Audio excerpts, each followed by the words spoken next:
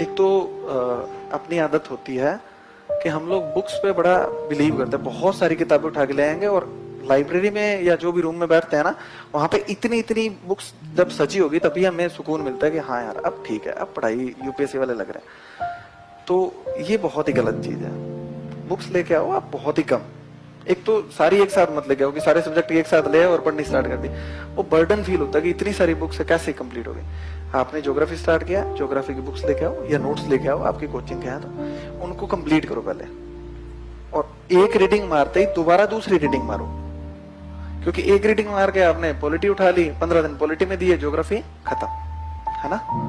तो एक रीडिंग मार के दोबारा उसकी रीडिंग मारो, और उसमें दूसरी बार जब रीडिंग मारोगे तो उसमें कुछ निशान लगा लो कि ये टॉपिक्स हैं जो मेरे लिए बिल्कुल नए हैं। तो उनपे क्या है कि आपको फोकस करना है। उसके वो टॉपिक हैं जो आपको बिल्कुल भी नहीं आ रहे, उनके आप नोट्स बना सकते हो, क्योंकि जो आता है उसके नोट्स बनाना सही नहीं है, क्योंकि वो तो आपको आ ही रहा है, उसको आप दोबारा लिख रहे हो, टाइम वेस्ट कर रहे हो, है ना। हमारा टारगेट ये नहीं है कि हमें सारी किताबें कंप्लीट करनी है, हमारा टारगेट ये है कि हमें जितना पढ़ना है ना उसको अच्छे से पढ़ना है। प्रीलिम्स में 100 क्वेश्चन किसी को नहीं आते, है ना। सारे लोगों को 40 से 45 क्वेश्चन, जिसका जो सेलेक्ट होता है 40 से 45 क्वेश्चन उसको आ रहे होंगे। बाकी क्वेश्चन करता है इंट्यूशन से कि कितना पढ़ा हुआ, कभी दिमाग में आ गया हाँ यार ये तो ये हो सकता है। इस बेस पे जिनको अपन तुक्का कहते हैं, तुक्का नहीं, वो एक्चुअल में इंट्यूशन होता है कि हम चीजों को कितना रिटेन कर सकते हैं, अपन ने कितना डेप्थ में पढ़ा है, कितनी अपने एनालिसिस स्किल है। तो इस बेस पे क्या होता है कि 40-45 क्वेश्चन सबसे होंगे, उसके बाद में सब तुक्के मारे। हिंदी मीडियम क्यों लैग कर रहा है, ये बात करते हैं। मेंस की स्ट्रेटजी आपको बहुत लोगों ने बताई होगी, ये पढ़ लो, ये पढ़ लो, ये पढ़ लो। रिपीट करने में कोई मतलब नहीं है ना। और अपन को क्या करना है कि हम उनके बराबर आए, ये चीजें कुछ करनी है। देखो जो इंग्लिश मीडियम के जो लोग सेलेक्ट हो रहे हैं ना, उनका बैकग्राउंड होता है आईआईटी, एमबीबीएस, एमबीए, मतलब आईआईएम से टॉप के इंस्टीट्यूट होते हैं। उनमें जैसे किसी ने बीटेक कर रखी है, तो बीटेक में क्या होता है 8 सेमेस्टर होंगे। 8 सेमेस्टर में 8 तो फाइनल पेपर होंगे और 8 ही मिड टर्म आते हैं, ठीक है। 16 पेपर वो लोग लिखते हैं 4 साल में। अपन लोग बीए की हुई है, 3 पेपर लिखेंगे, ठीक है। और उनके पेपर का परफॉर्मेंस कैसी होती है,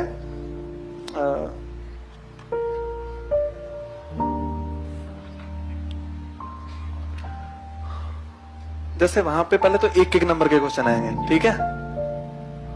फिर 2-2 नंबर के क्वेश्चन आएंगे, फिर 5-5 नंबर के क्वेश्चन आएंगे, और फिर बड़े क्वेश्चन आएंगे, ठीक है। उसके अलावा फिल इन द ब्लैंक्स भी आते हैं उनके। इस तरीके का उनका फॉर्मेट होता है। और बीए में जो मेरी यूनिवर्सिटी थी, वहां पे 5 क्वेश्चन आते थे, पूरे 5, है ना। और एक क्वेश्चन होता था 20 नंबर का। और फर्स्ट ईयर में जब मैं पेपर देने गया तो मैंने कहा स्मार्ट वर्क करते हैं, अपन को पॉइंट टू पॉइंट लिखना है। तो 36 पेज होते हैं कॉपी में, तो मैंने क्या किया 15 पेज में पूरा पेपर कर दिया, पॉइंट पॉइंट लिखे अच्छे से, सुंदर सुंदर बढ़िया, मतलब फ्लो चार्ट भी बनाए, सारणी भी बनाई। और मार्क्स आए थे 50% फर्स्ट ईयर में। तो मैं गया, मेरे कई सीनियर, मैंने कहा यार ये क्या हुआ, मैंने तो अच्छी तैयारी की थी। और तो बोले कि भाई कॉपी कितनी भरी थी, मैंने कहा 15 बजे, कहना 36 पन्ने भरने हैं पूरे के पूरे, है ना। तो नेक्स्ट ईयर में मैंने कहा ठीक है, मैंने कफन बांध के 36 के 36 भर के आया मैं पूरे। परसेंटेज बने 65। थर्ड ईयर में फिर 36, परसेंटेज बने 73। 5 क्वेश्चन 20 नंबर का और एक क्वेश्चन में 7 पन्ने भरने होते थे, चाहे वो आ रहा है चाहे नहीं आ रहा है, चाहे कैसी भी स्टोरी लिखो, ठीक है। तो अपनी आदत है वो, और इनकी आदत है पॉइंट टू पॉइंट, है ना। उनका क्वेश्चन आएगा तो कॉपी इतनी लिमिटेड होगी कि पूरी पूरी कॉपी में आपको फ्लो चार्ट, सारणी, पॉइंट, बुलेट पॉइंट, तो हैबिट हो जाती है ना। उनकी हैबिट अलग है, अपनी हैबिट अलग है।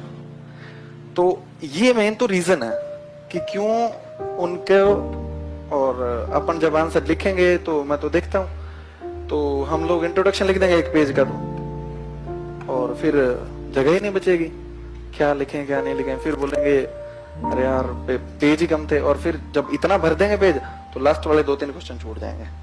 बुलेट पॉइंट्स में ये होता है ना, कॉपी में खाली जगह मिल जाती है, अपन गरीबी इसका प्रमुख कारण थी, या फिर सीधा लिख दें पॉइंट नंबर 2 गरीबी, 2 चीज होता है ना। तो अपन क्या कि उसमें ज्यादा फोकस करते हैं। तो ये चीजें तो बहुत धीरे धीरे अभ्यास से विकसित होगी, क्योंकि वो तो प्रैक्टिस कर चुका है ना, 16 पेपर दे चुका है। और बीच में वो लोग कुछ लिखते भी होंगे, नोट्स भी बनाते हैं, तो वो पॉइंट टू पॉइंट लिखते हैं कि ठीक है ये पॉइंट पॉइंट चेप के आने हैं, लिखने।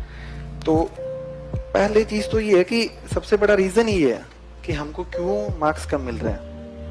फिर फ्लो चार्ट तो अपन ने कभी बनाए नहीं होंगे, बीए वगैरह में कभी नहीं बनाए होंगे फ्लो चार्ट, मैप, ये तो बनाते ही नहीं, मैं भी नहीं बनाता था। सेकंड ईयर थर्ड ईयर में नहीं बना के आया, फर्स्ट ईयर में बना के आया था, तो मार्क्स कम मिले थे। तो ये दिक्कत है। तीसरा दिक्कत है कि हमें इंग्लिश थोड़ी कम आती है ना। अब एसएससी की तैयारी की थी तो उसका बेनिफिट हो गया मेरे को कि इंग्लिश में बहुत कंफर्ट हो गया न्यूज़पेपर पढ़ने में। जैसे अब पेपर में हिंदी ट्रांसलेशन समझ नहीं आता है कई बार, तो इंग्लिश का देख लो भाग के, तो समझ आ जाता कि हाँ यार क्या लिखा हुआ है। तो एक काम हमें करना है कि इंग्लिश को थोड़ा सा इम्प्रूव तो करना पड़ेगा। जो पूर्वाग्रह बोलते हैं ना, इंग्लिश तो नहीं पढ़ेंगे, हिंदी मीडियम है अपना, ना इंग्लिश नहीं पढ़ेंगे, तो ये काम नहीं करना। थोड़ा सा उसके लिए जगह दो यार, वो भाषा है, इंटरनेशनल लैंग्वेज है, उसकी रिस्पेक्ट करो। मतलब ठीक है, उसको हमें ये नहीं है कि हम इंग्लिश में पारंगत हो जाएं, पर इतना हो कि हमें समझ आ जाए इंग्लिश। तो उसके लिए क्या करना है कि यूट्यूब पे कुछ लेक्चर वेक्चर हैं, तो थोड़ा सा क्या, और कुछ वर्ड मीनिंग, जैसे हिंदू से कुछ लिख लिए, कोई न्यूज़पेपर से लिख लिए वर्ड मीनिंग, उनको यूज किया करो थोड़ा बहुत। भाई हाँ ये वर्ड मीनिंग इसका था, ऐसे लाइन आई थी, वो लाइन ही लिख लिया करो। 15-20 मिनट अगर आप दिन में दे दोगे ना इंग्लिश को, 15-20 मिनट ही, रोज नहीं, एक दिन छोड़ के एक दिन भी, तो थोड़ा कंफर्टनेस है ना, वो बहुत जरूरी है। और अब पूर्वाग्रह बना के बैठ जाएंगे तो यूपीएससी तो अपने लिए चेंज नहीं करेगी, वो तो अनुवाद वैसे ही कंप्यूटराइज्ड होंगे, कितना मर्जी आंदोलन कर लें अपन। भाई बहुत बड़े बड़े आंदोलन हो गए ना, अभी तो सॉल्व तो नहीं हुई हिंदी मीडियम की समस्या। तो भाई सीधी सी बात है, जो लोग इंग्लिश सीखते हैं, कई लोग 20-20 लैंग्वेज भी जानते हैं, वो भी तो इंसान होते हैं ना। तो हमें तो एक थोड़ी सी सीखनी है, और पूरी तो बोलनी ही नहीं है अपन को सिर्फ पढ़ना है कि हाँ इंग्लिश में इसका मतलब ये होता है। और जो पेपर लिखे हुए आते हैं उसमें इतना हार्ड इंग्लिश नहीं होती है, आप कभी पढ़ के देखना। जैसे प्रीलिम्स का पेपर था इस बार, दिया था किसी ने, साइंस टेक के क्वेश्चन देखे थे, उसमें कैसे थे हिंदी में, से नहीं समझ आया ना, यही होता है, बहुत हार्ड, मतलब अनुवाद काफी। तो अब इंग्लिश मेरी ठीक थी, तो इंग्लिश वाले पोर्शन में से देख लिया, पर जब नहीं आएगी तो फिर क्या करेंगे। तो जब ये टॉपिक है ना, जैसे इकोनॉमिक्स हुआ, साइंस टेक हुआ, एनवायरनमेंट के कुछ टॉपिक हुए, इसमें थोड़ा सा इंग्लिश का पर्सपेक्टिव भी देखा करो कि इंग्लिश में क्या पूछ रहा है। क्योंकि कई बार जो अपने हिंदी की किताब में अनुवाद दिए होते हैं ना, उसकी बजाय कुछ और ही अनुवाद कर देते हैं। अप्रोच का उपादान कर देंगे, दृष्टिकोण भी होता है एग्जाम्पल, है ना, जो डिप्रेस्ड का कुछ और कर देंगे। काफी मतलब एग्जाम्पल होते हैं कि मतलब कुछ भी कर देंगे वो। प्रतियोगिता सूचकांक, प्रतियोगिता, अपन ने ग्लोबल कॉम्पिटिटिवनेस इंडेक्स ही पढ़ा है हमेशा, अपन उसका पढ़ते ही नहीं हिंदी अनुवाद। वो तो ठीक है, उसमें इंग्लिश बीच में लिखा हुआ था तो बच गए। अगर किसी को नहीं आती फिर क्या करेगा वो। और इंग्लिश देखने के आदी बनो कि हाँ इंग्लिश का, इंग्लिश देखने, जैसे टेस्ट देने जाते हो ना तो भी इंग्लिश लिखा करो। हाँ, अब मैं कोई आपको ये नहीं कह रहा कि आप कोई अंग्रेज बन जाओ, पर थोड़ा समझ में आना चाहिए, इतना होना चाहिए, है ना। और सबसे बड़ी बात है कि इंफीरियोरिटी कॉम्प्लेक्स, ये मैंने बहुत लोगों के मन में सोचा है। इवन जो सिलेक्टेड है ना हिंदी मीडियम से, वो भी निशान सर बता रहे थे कि वहां पे लबास ना जाने के बाद में वो इंग्लिश बोलने लग जाते हैं। उनको ये लगता है कि हिंदी तो क्या, हिंदी लैंग्वेज, हिंदी कर दी तूने, तो ऐसे मुहावरे बोलते हैं ना। तो ये चीजें है ना, ये मत रखा करो कि मतलब इंग्लिश तो जो बहुत शानदार लोग है वही बोलते हैं, हिंदी तो मतलब हम लोग बोलते हैं कोई हाल नहीं है हिंदी का। हिंदी बहुत रिच लैंग्वेज है, हिंदी में अपन बहुत कुछ अच्छा कर सकते हैं। और हिंदी की कम वर्ड्स में अगर चीजें देखनी हो ना, तो एक सूर्यकांत त्रिपाठी निराला की कविता है, राम की शक्ति पूजा, उसकी शुरू 18 लाइन पढ़ लेना, आपको पता लग जाएगा कि हिंदी कितनी समासिक है। जो लोग बोलते हैं कि इंग्लिश में कम वर्ड्स में अपन लिख सकते हैं बात, दिक्कत ये है कि जो अपने इंफीरियोरिटी कॉम्प्लेक्स है ना, वो एग्जामिनर के भी है। वो भी सोचता है कि यार हिंदी वाले ने क्या लिखा होगा, वो तो फर्जी लिख के आया होगा, तो इसीलिए ऑटोमेटिकली नंबर कम आते हैं। पर अगर हम इस चीज को कम मानेंगे, हम ठीक है हिंदी हमारी बहुत अच्छी है, इंग्लिश हमें आनी चाहिए, पर ये नहीं होना चाहिए कि हिंदी वाले हैं तो सिलेक्शन हो गई नहीं। मेरे पास बहुत लोग आते हैं कि हिंदी मीडियम से तो खत्म है हिंदी मीडियम, ऐसा नहीं है यार, सेलेक्ट हुए हैं वो भी तो इंसान ही है ना, और मेरा तो फर्स्ट अटेम्प्ट था, है ना। तो ये चीज है। तो जो नहीं सिलेक्ट हुए उनको मत देखो, जो सिलेक्ट हुए उनको भी देखो। और जो कमियां हैं वो मैं बता रहा हूं आपको, कि किताबों की भीड़ लगा लेते हैं। एक तो दुनिया भर से अपन को ज्ञान देने वाले बहुत मिलेंगे, हर कोई आके बता जाएगा कि यार ये करो ये करो। तो ये सब चीजों से ना थोड़ा बचना है, खुद की स्ट्रेटजी बनाओ, खुद देखो। किताबों की भीड़ नहीं इकट्ठा करनी, इंग्लिश में थोड़ा कंफर्ट होनी चाहिए, ठीक है, ये सब चीजें हैं। और यूपीएससी के बारे में भी ना थोड़े से स्टीरियोटाइप मत रखा करो, यूपीएससी नंबर देती नहीं है। यूपीएससी ऑनेस्ट संस्था है ना।